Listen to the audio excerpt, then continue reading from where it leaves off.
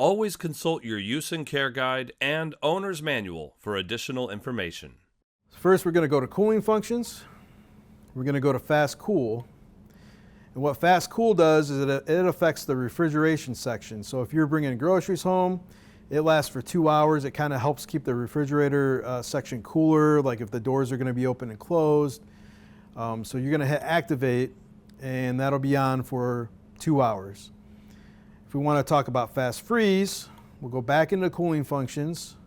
We'll see fast freeze down here. This is going to affect the freezer sections. So when we activate that, it helps keep cooling on faster in the freezer sections, and that lasts actually up to about 50 hours.